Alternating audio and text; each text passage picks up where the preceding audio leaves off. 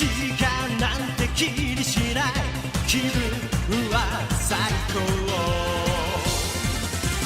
だけどびっくり世界がどう Welcome to the Super Sentai Brothers. This is episode 3 of The Spy Who Loved Megaranger, the internet's best and only podcast dedicated to Denji Sentai Megaranger. Every week we watch an episode of the show and we share our thoughts with you, the listener. My name is Matt J. With me as always is my co-host and brother Dave. Dave, how you doing? Doing pretty well, man.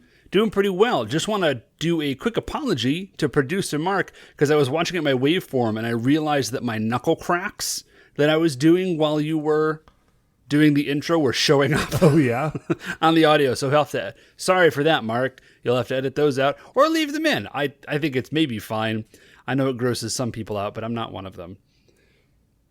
Right on. Well, you know what doesn't gross people out, Dave, usually, probably, is... Gosh, man, I really hope not. Is episode 3 of Denji Sentai Megaranger. It is called, For Real? A Huge Nezire Beast. But before we get into that, I appreciate that level of, incredulity, really? Wow. I like that the people who rate these up are able to manufacture that same incredulity every year. Because, obviously, as a spectator, we know that Nezire Beast is getting big. We know it's getting huge. But, of course, our heroes don't know yet. Maybe it's from the perspective of the Rangers themselves. Sure. You know what I mean? And speaking of their perspective, Dave, we're going to get a lot of it today. Today's episode, as previously mentioned, I talked about this last week. This week's episode rules. Yeah, it's a real good episode. Dude, I'm really strongly starting to think that maybe Megaranger Super rules. I mean... I know we're in the early run, and the early run is almost always very strong. Yeah, but this has been especially strong. Okay, we will get into that, Dave. But before we do, of course, first, in our officially award-winning opening segment, Dave, as always, there are, in the heavens, there are shining 5 stars. Are you sure we should get the award for that? Dave, listen, they gave us the award last week. They can't take it away now. Well, I guess you just did a very, very bad job, though, is Dave, the problem. It's episode 3. Some people are new to the show this season. Don't tell them that I'm doing a bad job. You just want to kind of set the bar low. Just pretend that everything's going great. Anyway, Dave, what's the first star of the week? So, Matt, our first star of the week is, as we've been doing it, it's an isolation update. Isolation update.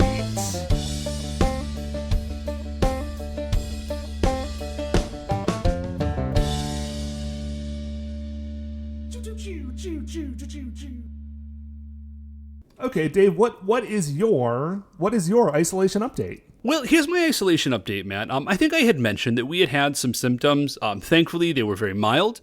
But, we did have some symptoms. Beth actually went and got tested. The test did come back negative, but there's a very high false negative rate on those tests. Yeah, I think we talked about this on episode 1 of the Spy. Yeah, we may have. So a physician friend said, listen, obviously I'm not telling you anything official, but I would act as though you have it. You know what I mean?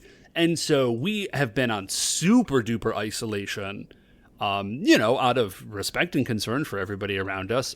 We haven't been seeing anybody, but earlier this week, or a few days ago, Beth was 3 days with no fever and no symptoms, and everybody else had been for a while, but Beth had the strongest symptoms. Right. And so we were 3 days without any fever, any symptoms, and so that is the kind of guideline that you are past it and also are not going to be infecting other people. Right. And so we haven't been throwing parties or anything, but we did one person very cautiously went to the grocery store and did some very efficient shopping. And that was very, very, very fun. That was very fun and exciting.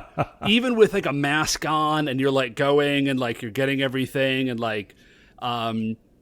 It was still a very weird shopping trip, but it was nice to get out of the house. And I've been taking the kids for a little drive around town to wave to the things that they like to go to. Wave to the park. There it is. And it seems weird, like it would be teasing them, but it's not. It's actually helping them a lot. It's nice to let them know that the park hasn't disappeared. Yeah, precisely. Like, the park is still there, and someday, like, the doors will be open again, and we'll go to the park and all the other things that they like to do. Sure, like, listen, So they're not, like, super little kids. Like, they've had object permanence for a while, but, like, you are definitely putting that to the test in these circumstances. Yeah! Yeah, man, we're in, like, week 5, I want to say. Yeah, well, today, as we record this, is Monday, which is the first day of my 5th week of working from home. So that's where I am. I went on a little drive earlier this week, Dave. I got in my car and I pulled it forward about 6 feet so it could be in a different parking spot parked on the street right in front of my car. So I didn't ruin my tires by having my car sit there unattended for more than a week at a time. Nice. Sounds like that's like a fun thing I work into my calendar. Yeah, dude, Matt and Jay, Man About Town. Dude, I mean, listen, the Man About Town project has obviously contracted a bit as of late. Well, yeah, man, in a socially responsible way. Sure, 100%. I'm trying to think what I've been up to for this isolation update. As you spoiled last week, I did buy myself a banjo, and it has now arrived. Yeah, sorry. Well, you did. To be in my defense, you did post a picture of it on Facebook, or I'm sorry, Twitter, I believe. No, only Facebook, Dave. Only Facebook. Had not posted on Twitter yet. Was waiting. Really? Was waiting until this week. Okay. Well, also in my defense, you basically never post anything on Facebook. That's true. So, This is like my one Facebook post per year. Anyway, I got a banjo. I still don't know how to play it, but I've been trying to play it. And as it turns out, if you sort of wedge a roll of socks behind the sort of bar that holds the thing together in the back, and I got like another thing that's called a banjo mute. That's basically like a brass clothespin that you put over the bridge. Oh, okay. It quiets it down quite a bit. So I am no longer as concerned that my neighbors are going to like go murder you in the night. Yeah, or in the day, or whatever. Listen, we're all here all the time, whatever. So the timeline has sort of fallen apart. They could murder me whenever, but I at this point I don't think it's going to happen. So I've been trying to work that into my days. Let's see. I made a batch of red beans and rice that was better than the previous batch of red beans and rice that I've made. Other than that, progress. That's progress. Huge. That's great. What I really need to do, Dave, is I really need to start making. Have I already talked about this? Again, the timeline is breaking down. What I really need to do is start making a running list. Matt. So is everything else. Of all of the things that I've been like adding to my apartment while I've been stuck here. And I feel like that, like, we definitely have talked about this because I've talked about, like, I got the tortilla press and the espresso machine. Tortilla press, banjo, espresso machine? Oh, that was like day 2. Day 2, I got the espresso machine. Oh, dude, I didn't even know about the espresso machine. It's not a nice one. It was like a $30 espresso machine. It is enough to make an espresso and steam some milk. And, I listen, I'm not going to say that I can make a great cup of coffee, but I can steam milk pretty well. That's the one thing I took away from my time working at Starbucks. Matt, did you get a burr grinder, or are you still using pre-ground coffee like a savage? Dave, I got some pre-ground Cafe Bustelo espresso roast, and I'm enjoying it quite a bit. Because I figured I can either buy some pre-ground stuff, or I could spend money on a grinder. And Dave, I needed that money to spend on a new spatula. Banjos and tortilla presses, yeah. New spatula. I got a little, like, silicon handle thing to put over the handle for my cast iron skillet. Jazzy. Oh, yeah, Well, now I'm making myself a little fried egg sandwich every morning, so I need to be able to pick up that skillet. Anyway, that's my isolation update. Dave, what is our second star of the week? So our second star of the week is a game. The game is called Wizard Thurgist Fatalist. Okay. Or it's abbreviated WTF. And now what you've written down makes sense. Yes. Yes is yes. Oh yeah, so the note is WTF is WTF. And which I felt okay about. It's not great humor, but it's readily accessible, which I think is an important feature. Anyways, Wisher Thurgis Fatalist is by a game writer named Jenna Marone, and she has worked on a number of really well-regarded games. She's worked on Exalted. She did like a lot of work on some of the more like obscure and obtuse parts of Exalted. And so whatever she's been doing is right up your alley. Oh yeah. I'm very into this game. So Wisher Thurgis Fatalist is a game I think that you might get if you had a doctorate in computer science, which she does, and you looked at Mage the Ascension and you said to yourself, like, this game is like boringly straightforward. Then you might come up with Wisher Thurgis Fatalist. Here's one of my favorite bits in the game. It's talking about the cast of characters, and it's sort of, so there's 3 player or character types, and they're the Wisher, the Thurgist, and the Fatalist. Makes sense. And then it says the other cast of characters. Part of it is your character. You will control one of the protagonists of this story. Blah, blah, blah. Cast of players. Interesting. Cast of players. You. We will not explain who you are at length. You should already know who you are. If you are an object or philosophical zombie, you should avoid playing this game if at all possible. The other players. The other players. Make note of the other people nearby who appear to be playing this game. These are the other players. They are cheap labor. Their desires and choices are chaotic input into your story. They are those who will provide ideas you would not have had. They are those who will stand beside you, shouldering the work of the story. From them, you will distill the warm glow of shared experience. Recognize that the other players lack your own enlightenment regarding this game. They will never see everything in it that you see, but rather babble aimlessly regarding their own distinct visions. Serve as an attentive witness to these visions, but do not expect them to match your own. And just like the whole game is like that. You have, like, each type of character has a power that they're associated with. So Wishers have the power of harmony, and they can, like, tell you how you should think about things. Okay. And then Thurgists, but, like, it doesn't change anything. It just changes how you think about something. And then Thurgists have the power of insight, which is sort of like awakened magic from Mage. Like, it can change things. And then Fatalists have the power of knowledge, which is they know things, and, like, so they can know stuff that maybe, like, they didn't know before. Like, you make a roll. Like, you can say something. You can say, like, I think I know this thing to be true, and then you make a roll to determine whether or not you know it to be true. So you're sort of creating reality, but you can't contradict something that's already been known. It's very strange. Me talking about it is, I think by the game's own admission, only, like, marginally valuable to you. Like, you kind of have to read it yourself. We have a side thread going with my buddy James, our buddy James, and there's some flowcharts for figuring out how to do things. And James's latest email just says, the flowcharts are beginning to possibly make actual for real sense, and I feel like that's a bad sign. James and I did briefly discuss the idea of this being a Mage the Ascension style primer, but, like, in real life. So who knows? It's wild. I'm excited to play it at some point in my life.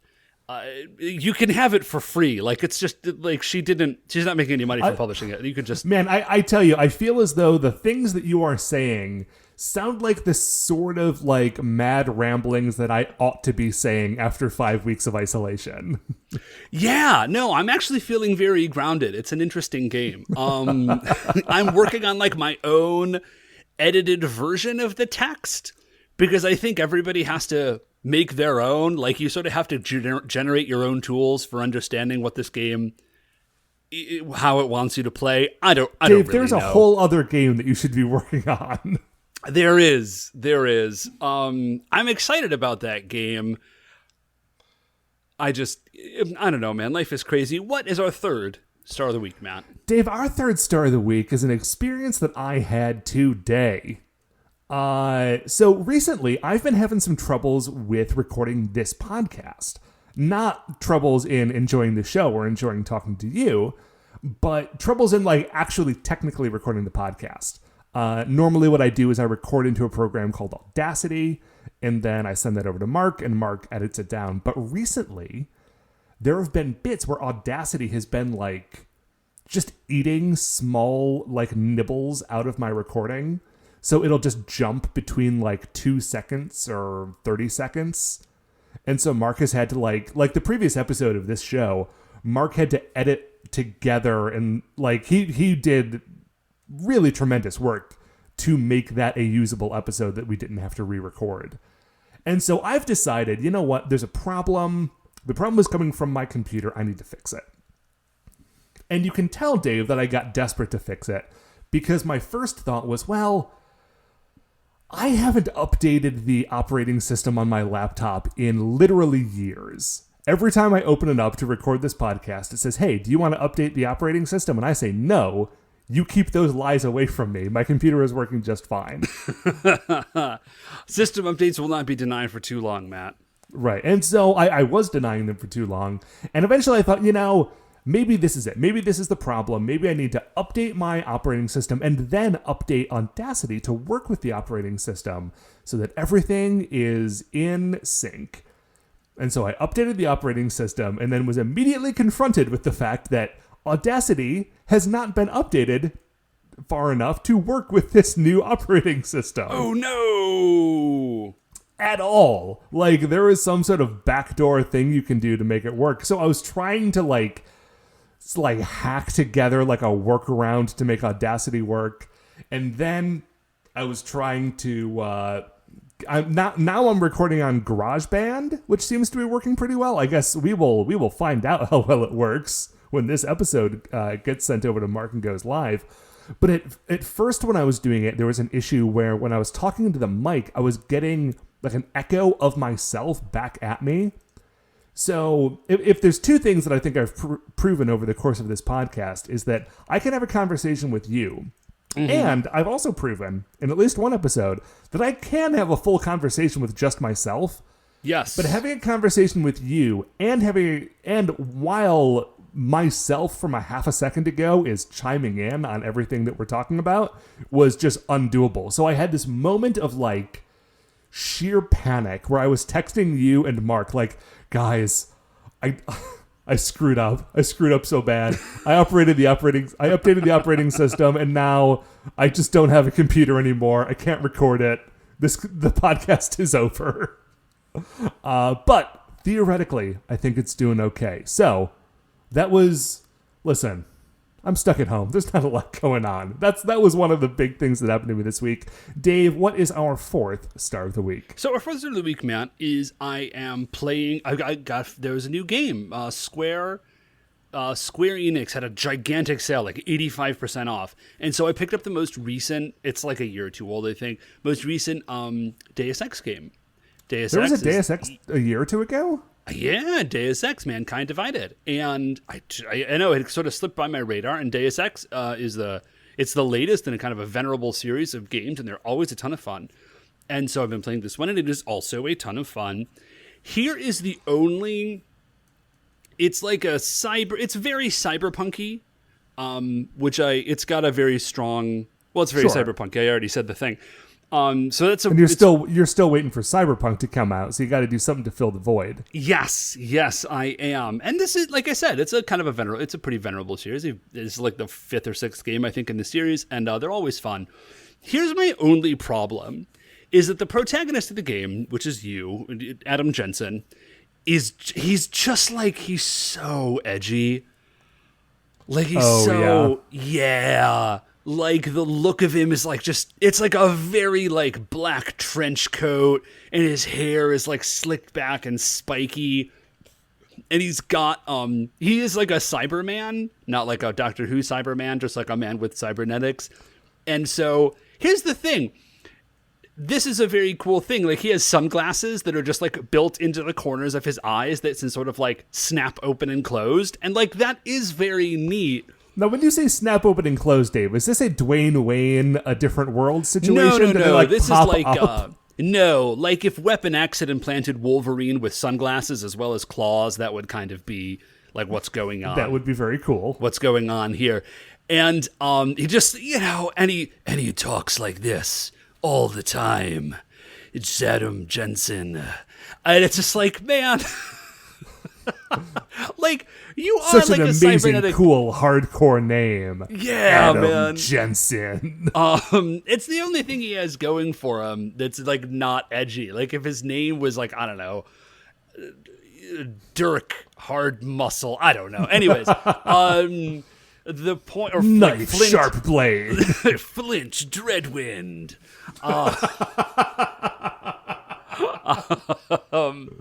Anyways, The most ridiculous name of all. this is I stand by it, Matt. Anyways, it's a very good game. The sale's not going on anymore, but I'm having a blast playing it, and it is, like you're running around, you have cyber limbs, and like you're shooting guys. It's neat.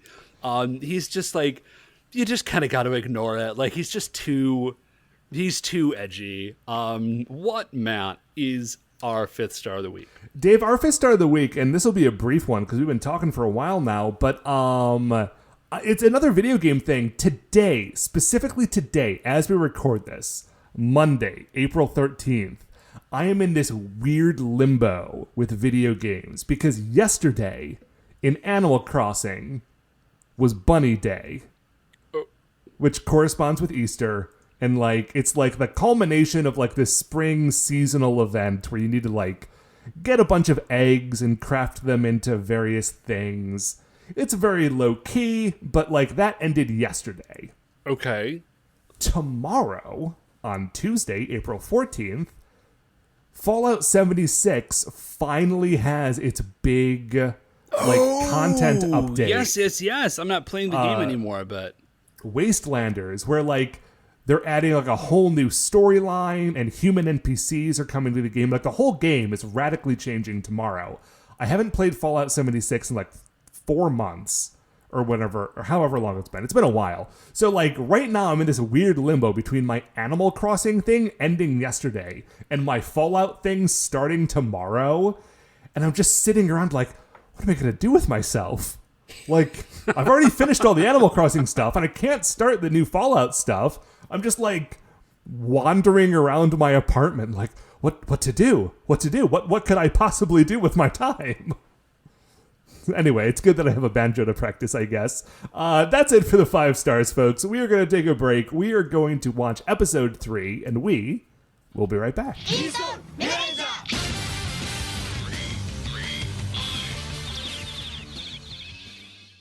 Welcome back. Dave, I gotta say something that I have forgotten to say for the last 2 weeks. Kenta, our Red Ranger, Mega Red, he wears a red hoodie underneath his school jacket, right? yeah, that is correct. That red hoodie, I feel like they got off the shelf from like the Cocker Ranger wardrobe. Because it definitely does have like the 4 different patterned squares all set up right next to each other as like different quadrants on the front, the exact same way that Sasuke's original shirt did. Wow, Have you noticed really? this? Okay, well now I gotta go take a look at it. Now you gotta go take a look at it. And while you're taking a look at it, take a look at something else.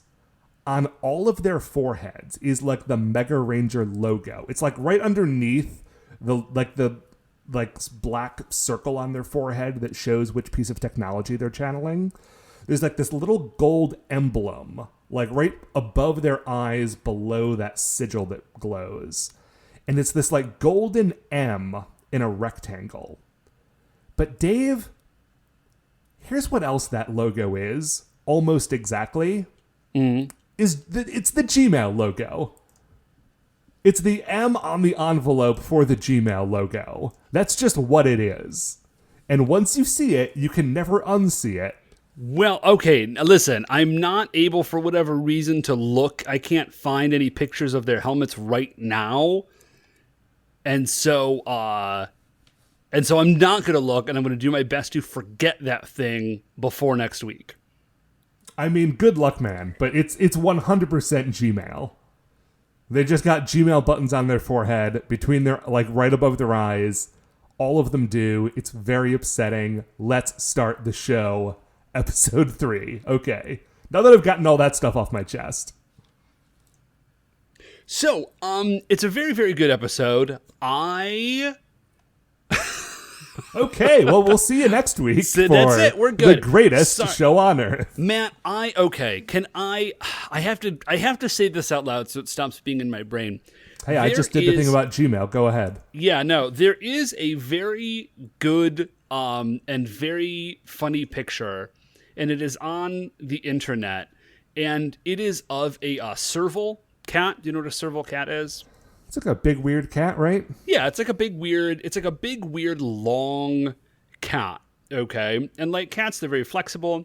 And there is a picture of a serval cat, and it is like it's going up some stairs, and it has like all 4 of its paws are on the ground facing forward, but it's like it has twisted its whole body around. It looks like a corkscrew. Okay. And someone has written the caption on this thing, and it just says, "Oh ho ho, what is that I hear behindst me? But mayhaps I twimst myself around and take a peep for myself," which is like very dumb, lowbrow internet humor. But I really like the word twimst. And it's making a lot of like very strong feature in my notes for this show, because like the Nezire are just super into twisting. They're so twisty. Apparently the name is like a play on the Japanese word for twisting. Oh, okay. Well, that does help. Anyways, so we open up with this shot, and it's of BB, who is like the weird little like Nightmare Before Christmas puppet. BBDB. And they're on, the bad guys, the Nezire, are on like conference call with Lord Javius, Lord Javius the First, and they're like, "Listen, we're very sorry that we got our base blown up, but we get it now," and we sort of like we lost definitely, yes, but we lost in a way that let us learn how to not lose next time. So don't lose faith in us. Like we are going to win. We're good, and we've got it. And not then time, but next time, totally, we're on top of this, my dude, my lord. I think it's Ugande says, "I will turn the world into something worthy of you." And I'm wondering if that is, I feel like that's foreshadowing. Gotta turn it all twisty, man. Yeah, like he's maybe like super duper twisty and like can't exist in a world that isn't twisty enough or something. I don't know. Anyways, Lord Jovius, one more time? Javius. I'm saying Javius until I hear otherwise. Lord Javius out, and they're like, "Okay, let's begin." And now this is very, very cool. I super dig this. So like, all right, cool. Everybody get the Nezire magic circle. So what we're finding is that the Nezire are like a techno-magic crowd. Like, this is not pure science. So Ugande goes over to his like big keyboard, which now that you like, I'm sure that when you saw this on a like standard definition television in 1998 looked good. Now you can definitely tell it's a bunch of cardboard like boxes with like squares printed on it that he's just pawing at. Listen, dude, Bulk and Skull definitely had a remote control that was made out of Lego. So, oh yeah, and they did have a Nerf Master Blaster in a very early episode of Power Rangers. Oh, I forgot about that. They did repaint it a little bit with some silver paint. Listen, I'm not saying that this is not better than that. I'm just saying, you can see the seams. They are well and fully ahead of their time, because this is like, if you are, I follow a couple of like prop makers / like cosplay groups and people on Facebook. And there's a very strong, like, listen, if you want to make your own cosplay, like, sci-fi gun, you could, I guess. But, like, for real, just go buy a Nerf gun, and you can repaint it. And they all just look like sci-fi guns. Like, they're very cool. The Master Blaster, less so. Hey, Master Blaster was a good Nerf gun. I had one. It was cool. Anyway, so Ugande summons the Nezire magic circle by like punching away some buttons, and oh gosh, what's her name? Oh, crud. Here's the sound of my notes. Crinkle Russell. Crinkle Russell. How long have we been doing this? We would have like some degree of professionalism. Hey man, it's episode 3. Eventually we just know all the names, and so I don't need to keep going back and checking all of them all the time. Shibalena, that's what it is. I remember Shibalena. So Shibalena then pulls out like a little like it looks like an egg in a tiny stand, and is the DNA of the Nezire rhino that she places in the center of the Nezire magic circle. And then she performs a strange summoning incantation where she just says, twisty warpy a few times. Yeah. Now, speaking of twisting and warping, we see like a weird CGI DNA double helix spring out of the circle, which I think is a cool visualization of what's happening. It's another view of the fact that they are now experimenting a little more with CGI, which I appreciate. Yeah, it is. It's cool. And they summon the Pokemon Rhydon is what they do. Yeah. Like, it's a little, like, sharper looking than that, but it's basically the Pokemon Rhydon. It's like a big guy who stands on his, like, back 2 legs, but it's a walking rhino man, and he's got, like, a drill horn on his nose, and now he's gonna go make some trouble. Dr. Hinelar does say, let's show the Earth how pitiful their digital science is when compared to our evil science. And yes. I really love how just on the nose they are like, no, like, they've got digital science, sure, but our science... Right, we have evil science, which is far superior. Yeah. It's like when Reckless Dash Never Exhaust has evil magic. He's like, I gather all the evil magic together. Like, there's evil magic and good magic, and there's evil science and good science. Right, like, they are not misled. They are not like, oh, we are the good guys here. Like, there's nothing like that. These people are evil. They have evil science. They're using it for evil. Now, down on Earth, we go to Maraboshi High School. Yes, and we are reminded immediately that Kenta is a very, very bad student. He says something, he's like, listen, he's like, I know that this guy, our teacher, like, assigned a test, but, like, I just know I'm going to fail. And they're like, yeah, you're going to fail because you're a big dummy. And he's like, hey, come on, like, I was out being, like, a Megaranger. And they're also like, well... so were we, and we will also do very well. That is the thing, is that he says, I was out being a Megaranger, so I had to miss class. I don't know if there is an adventure that we missed somewhere, or if he is just lying to them. Well, maybe he was, like, patrolling or something. Anyways, they say, like, listen, you are a big dumb idiot, but we will help you. Smash cut to their clubhouse in the high school, and they're like, welcome to the Digital Research Club. And Kent is like, this is dumb and sucks, and I don't know anything about this, and I don't like it. Also, there's some great wood paneling on the walls. And just like, remember wood paneling, Matt? Remember when that was like a real thing? Oh yeah, dude, I loved wood paneling. We had some wood paneling up in our basement. Looked great. Yeah, it gives it a warm, cozy feel. Anyways, So they're in the Digital Research Club. This is incredible. I don't know if they meant to do this, but in my mind, what we're about to tell you is really going to show like how exceptional the Rangers really are. Because what they do is they say like, listen, no problem. We can already know what's going to be on the test. And Kenta's like, how in the world could you possibly know that? And they say, well, they basically use machine learning to algorithmically predict the text. They're like, we fed in all of his old tests, and now we just kind of like extrapolate from there what's going to be on the new test, and they just like print it out and give it to him. They're like, here are all the questions on the test. Right. Like you should be fine. Yeah, like just study this and figure out the answers, and then on the day of the test, you can just do this. And Kenta stands up and runs over to the computer, and they're like, we thought you hated computers. And he hugs the computer. He's like, no, I love computers now. They are incredible. As he is doing this, he gets a beacon, an alert from Dr. Kubota up in space, up on the mega ship.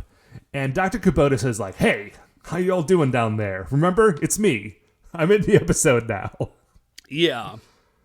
They're like, okay, Dr. Kubota, what's happening? Why did you need to check in? And he's like, listen, I have discovered through research what the Nezire want. And they're like, okay, what do they want? And he says, they want to cause chaos and destruction.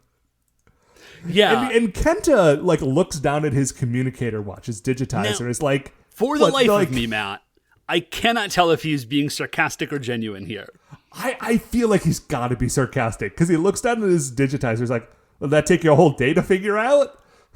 Like, come on. Yes, of course. Chaos, destruction. These are the bad guys. You have not solved anything for us. What are you doing up there? So the next thing that Dr. Kubota tells him, he says, listen, you guys are going to be more powerful. Like, it's part of your Megaranger suits. You will be more powerful if you're working together. So, like, the power of 5 is literally, like, hardwired in into their suits. Also, there's a very weird, like, they're talking to Dr. Kubota via, like, their messengers, like, their digitizers, I guess. But they're also, like, definitely talking into the actual camera that is filming them in the episode. Like, they don't go so far as to, like, knock on it to talk to him, but they are very definitely, like, talking into the camera as though they're Dr. Kubota, but there is no camera. Right, there is no, like, at least there is no screen on the digitizers. It is odd to sort of conceptualize how they are communicating here. They get him to commit to buying them some more fancy lunches, and then he sort of hangs up on them before it gets too out of hand. While they are arguing about the fancy lunches that Dr. Kubota will buy them, Shun, the Blue Ranger, like stands up, takes off his digitizer, tosses it to Mega Black. What's his name? Koichiro. Tosses it to Koichiro. Is like, hey, I'm out. Like, I'm done with this. You guys have fun. I have like real life stuff to do. I will see you all, I don't know, probably never. And then just walks out. Yeah, this is... Okay, actually, let me loop back to this point in a second. This is... I dig Shun. I think he's a very interesting character. He is also, like, a huge departure, so far at least, as a Blue Ranger. Like, he is very abnormal. I think what's interesting is that Shun really feels more like a Black Ranger, and Koichiro feels more like a Blue Ranger. He like super does. They're very flipped. Yeah, their power sets are a little more like the fact that Koichiro is like really strong. That is a little more Black Ranger-y. Well, and also that like Shun is like the big smarty pants is very much a Blue Ranger thing. So there are definitely aspects of them that fall in line with previous but their attitudes are very weird and flipped. Anyways, so Kenta sort of like runs after him, and he's like, hey, like, what are you talking about? Like, I thought we were friends. Like, this is Megaranger. And Shun's like, listen, dude, I've kind of got my whole life planned out. I know what I want to do. This isn't really it. It is all planned out with the precision of a computer program. Yeah, he's just I like, do not have time for this. You are a waste of my time. Yeah, and then Kenta is furious because he's very passionate, and they sort of get into it a little bit. And then Shun just leaves, and the other Rangers like roll up and kind of stop him. And we go from there quickly to the Nezire base, and something terrible is happening to BBDB. And I was very excited. I was hoping maybe he's like getting dismantled, like tortured to death, and we never see him, tortured to death, which I think would be cool. And the Shibalena and Ugande are like, well, I don't even really know what Dr. Hinelar is doing, but like Rhino Nezire, you kind of get going. Yeah. So Rhino Nezire is sent down to Earth. We cut down to the... Shun is gone. It's the other four who are standing around. And Miko, right? Pink Ranger? Yes, Miku. Miku is like, listen. And I get the feeling that Miku is like better friends with Shun than other people because she is the one who's standing up for him.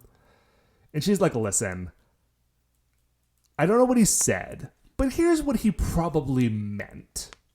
Like, Shun is really into computer graphics. Yes. Like, he's very good at it. He's good at it. It's his dream. And like, and if he wins this next computer graphics contest, then he gets to go study in America. And that's like the next big part of his plan for his life. So he's probably not saying like we're a waste of his time. What he probably meant to have said was that he can't afford to get sidetracked because his life plans are too important. So, like, don't take it personally. That's just, like, he's not good with people. This is what he meant. Yeah. And but also the weird thing is that, like, in 1998, if you live in Japan, does going to America to study computers, like, sound like an upgrade? It does not particularly. I remember being in America in 1998 and having the understanding that all computer stuff was better in Japan. Particularly, like, okay, I don't really know about computer stuff writ large, but particularly, like, video games and, like, 3D CG video, because, like, that's what he's doing specifically is, like, video games, it seems. I'm pretty sure the design that he's working on, when we see him working on this design, is, like, a Mad Cat from BattleTech. That's what it looks like. Yeah, so, like... I mean, who knows, maybe he's not designing it for a video game. Maybe he's just designing robots. Oh, no, because we know it's for computer graphics. No, they say we know it's graphics. So anyways, yeah, it does seem very weird that in 1997, if you want to be working on video games, that you would be trying to leave Japan and come to America. Here's the other thing I did think about. Shun is, like, clearly the kind of smartest of them, and he's like, I just do not have time to be a superhero to save the world from destruction because I'm working on my computer graphics. Be like, Shun, even if you're not even if you would rather be working on your computer graphics, can we not realize that if the world ends, there will not be computers to do graphics on, my friend? Like, I see where you're coming from to a degree, but, like, let's prioritize. Dave, listen, if your life is planned out with the precision of a computer program, you cannot let something like the end of the world get between you and winning a contest. Well, I guess computer programs are powerful and efficient, but not terribly flexible. So, maybe that is maybe after than we were thinking. So anyway, so they show up at this thing, and Miku has sort of explained this.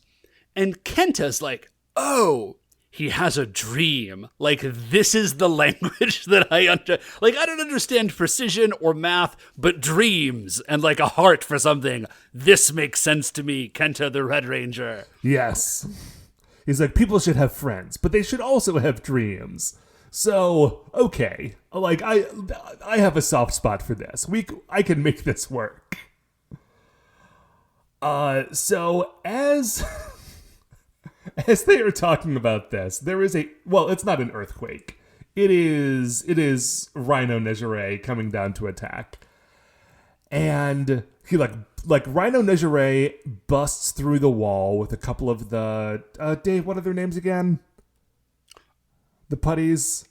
Oh, I don't remember. I just called them the putties in my notes. Sorry.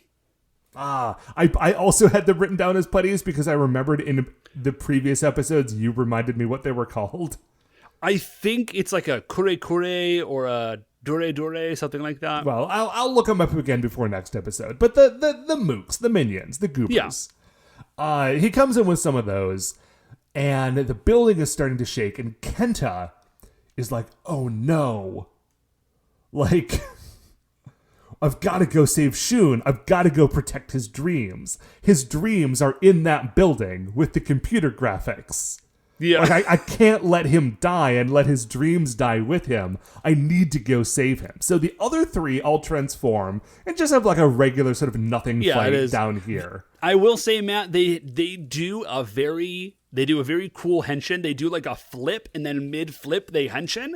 And that sort of, we normally don't see that till like later in the season. That like very adept, like super quick, like, oh, I'm just going to sort of henshin on the fly. I was impressed. Oh, Dave, that is not the only upgrade to the henshin sequence that we are going to get this episode. But we will get back to that. We will definitely get back to that. So Kenta sort of runs up, and Shun is like working on his thing, and he has hit the save button. But it's like a large file, I guess, and it takes a long time to save. Well, also, and it's 1997, so he is saving it to a 3.5-inch floppy disk. And so Kenta's like, hey, dude, we've got to go. Like, there are monsters. And Shun is like, all right, cool, I get that. I am saving right now. And so if we leave right now, like, all my work will be for nothing. So... And Kenta's like, we do need to wait. I see. If we leave now, your dream is shattered.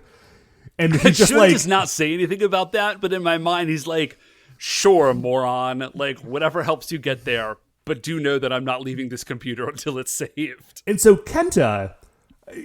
Okay, I love Kenta very dearly. Kenta's a huge idiot, because in the last 2 episodes, he seems to forget that he can turn into a superhero. Yeah, it is clearly not in like the forefront of his mind. So like the putties are rolling up on him, and he turns around and he takes off his jacket, and he's like, "You cannot come in here." Hold on, I wrote some of this stuff down. I won't let you destroy his dreams. All his dreams are in there. I won't let you destroy his dreams. And so he just starts like swinging his jacket at them and kind of like rush tackling these things to try to stop them from getting in, because he's trying to make time for Shun to save his work. He actually does a pretty decent job. Yeah, he's got a lot of heart, man.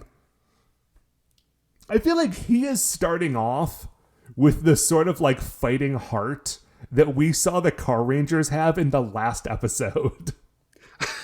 Oh, jeez, man. No, seriously, though, because like in the last episode of Car Ranger, remember, we got really moved when they, sort of outside the ability to transform, rushed in and tried to fight. And like they weren't good at fighting, but they knew they had to do it anyway.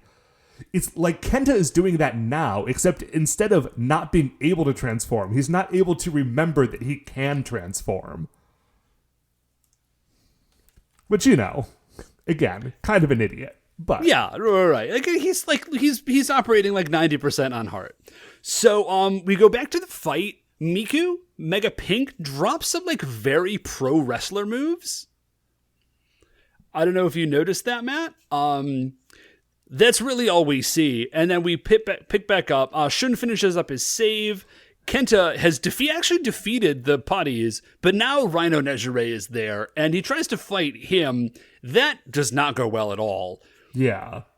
But before he is able to be, like, fully squished, Shun runs over and, like, shoves Rhino Nezire to get him off of Kenta, which he does successfully, but they both sort of get jostled, and he drops his disc, and it just, like, breaks open in a way that a 3.5-inch floppy disk would never do. Yeah, those things, I do miss them. They had a ton of uses. You could use them as a coaster. You could use them as like an improvised personal defense device. Anyways. So the disc drops. They both kind of stop to look at it, but there's no time to run over and grab it. So they flip over a coffee table to get it between them and the monster, and they just run out the door and run down the stairs. Yeah. As they get down the stairs and they're getting towards the front door of the building, Kenta stops dead in his tracks, and Shun turns around and is like, "Dude, what's going on?" And Kenta looks at him like with this like such earnestness. He's like, "I'm sorry that I could not protect your dream." And Shun, to his credit, like Shun at this moment is like, okay, like this guy is an idiot, but he's a good guy and he genuinely cares about me, and I need to like this is my friend and I've been blowing him off. Even if I didn't recognize that we were friends before this moment, like we now are, and I need to like be there for him.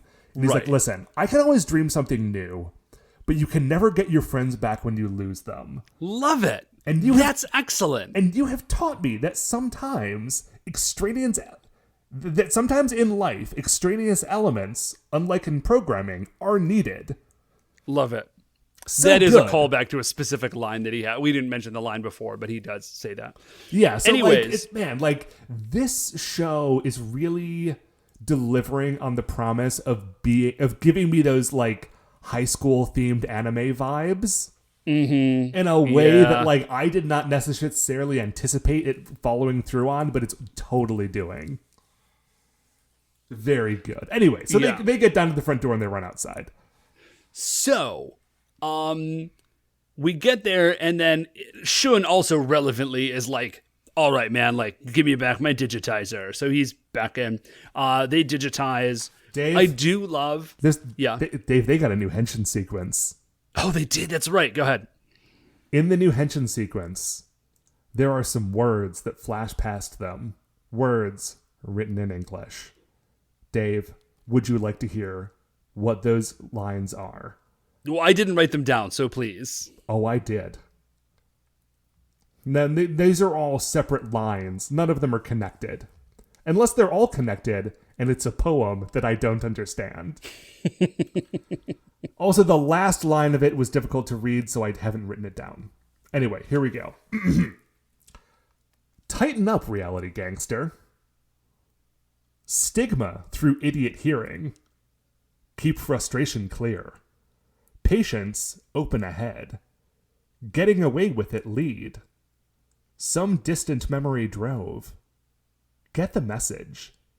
In discipline I'll remain. Wish double editorial cover. Under stress influence. Primal truth. Wow, man. Yeah, dude. Listen, those reality gangsters gotta tighten up. I think that's the best one. They should have finished with... They either should have stopped after that or finished with Reality Gangsters Tighten Up. Well, I mean, honestly, when they were doing this show, they could not have imagined that people were going to, like, freeze frame to write it all down, especially because it was English written on a screen in a Japanese show. So, like, maybe they were anticipating that no one was going to be able to get through Tighten Up Reality Gangster into the rest of the stuff. Because, yeah, that is 100% the best. Although, again, weirdly, because this eventually became a Power Rangers, like, Tighten Up Reality Gangster is sort of like a famous joke thing about Power Rangers in space. Oh, is it? I had no idea. Yeah, because, like, you know, anybody watching that show as Power Rangers can read the English that's on the screen very immediately without having to, like, stop and translate it. Anyway, and I think that is sort of how the henshin sequence is going to look for the rest of it. And I'm looking forward to maybe eventually finally reading that last line. So anyways, I do love seeing like this very, very old cutting edge technology. So that's cool. So now they're all henshin. The fight still is actually going very poorly for the Rangers. Rhino Nezire is kind of taking them to town. And then Shun has the idea, because his like horn is like a big drill thing. And Shun has the idea. He's like, dude, we got to fight drills with drills. You know, like the famous saying. Right. If you got to fight, you got to have a drill to fight a drill. So he's like, get out your drill saber. So they go, and it actually doesn't go well for Shun for Kenta at first. And then Shun is like, Red, you've got to increase your spinning power. So what they do is this very fun sort of like spinny fastball special sort of thing. Like Kenta jumps back, plants on Shun, who sort of like pushes him forward while twisting. It's a very Hadoken style look. And then then Mega Red is spinning, and then the drill saber is also spinning, and that's enough spinning. Right, now that he's got a sufficient amount of spinning. Now that he's got more spinning, and his spinning is better than the rhinoceros spinning, then Kenta's spinning works. Yeah. So he beats them with that spinning, and then he follows through with the saber slash to defeat him. He goes over, like, he and Shun do it like a cool high five, and then Shun like pulls away on the second half of the high five to sort of leave Kenta hanging, because Shun is like, we're friends now, but I'm still a dick. And then, now that the Nezire, or not Rhinoceros, Nezire is dead, Dr. Hinelar appears. Just looking dope as hell. Like, Yeah. he looks rad. He's got a very good entrance. Again, He's this show is moving more quickly than other shows because they are meeting the dude in episode 3, where I feel like that does not happen in a lot of shows. Yeah. Now, again, I think obviously Hinelar is not going to prove to be the big guy. But he says he's got a very good entrance, and then he says, like, I'll show you the real power of our evil science. And now we get the worst possible news from this episode, which is that BBDB, far from being destroyed and not in the show anymore, is the mechanism by which the monsters become giant. Yes, he is the enlarging grenade. He is the Acha/Kocha. Thank you, Acha and Kocha. I couldn't remember the names. I still don't know which one was which, but those were the guys. I'm pretty sure Kocha was the little one. Sure, man. Probably. Who knows? So BBDB hops over, injects Rhino Nezire with a gigantovirus, and then he grows. Dr. Hinelar tells him to twist them all to death. Again, I think it's supposed to, I think grisly. maybe the idea is that it's like a computer virus. Oh, it's gotta be like, based on the rest of this show, it has to be a computer virus. Like, everything else in this show is computer. It would be crazy if this was a non-computer virus. So he grows with his a computer virus that makes his DNA giant. Dr. Kabuta calls down, is like, listen, you gotta fight that dude with Galaxy Mega. In every show, the monsters are always very patient to allow the Sentai to form their giant robot. In this case, they are really going above and beyond. Because what has to happen, if you will recall, Galaxy Mega is a transformed version of a ship that is in space. Yeah. So it takes like a minute for it to... Okay, so there's a handful of things that this means that I was thinking about. I like the idea that it's the base and then it also transforms into the giant robot. It does concern me that the Megaranger's entire support staff is always on the ship at the time. It certainly means there are higher stakes to the whole thing. Yeah, like Steve in engineering is just trying to get a cup of coffee and all of a sudden has to go into like mega lockdown because Mega Base is about to become Galaxy Mega, and he's just like in a tow somewhere. So the Mega Rangers have to fly up into space, get into the mega ship, transform the mega ship into Galaxy Mega, and then go through like atmospheric re-entry to land back in Japan where this monster has been waiting for them, just standing around. And it just lands and stands there for a minute. Yeah. Oh, they do have, the Galaxy Mega has like a really big shield that like as they're doing re-entry, he sort of sticks out in front of him to act like a heat shield. It's very neat. It's extremely cool. Another thing that is extremely cool is when Galaxy Mega lands, it does not land like facing Rhino Nezire. It's sort of like turned at a 90-degree angle. It lands and it stands there for a second, and then it does like a slow turn to the right to stare at him before the fight starts. And I don't know, I thought it was extremely cool. Like, it's kind of a nothing moment, but just like the slow turn, like, oh, right, you. Now it's time for me to kill you with my giant sword the side of a building. It was very good. Yeah, man. Galaxy Mega is also very boss. The fight is not... It's a pretty straightforward fight. We get some very, like... Galaxy Mega does a great, like, sort of, like, walk-by slash that I would think of as, like, it's like a very samurai move, right?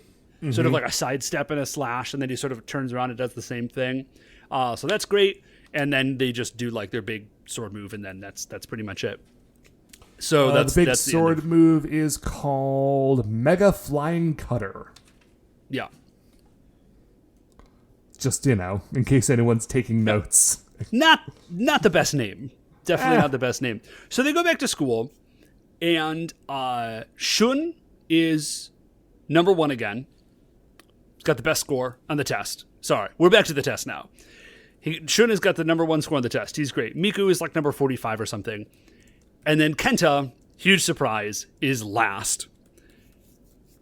And the thing Number that blew my mind about this, 104 in the class. yeah, the thing that blew my mind about this as a teacher is that their class is only 104 people large, which is very small for like what is, I think, a public high school.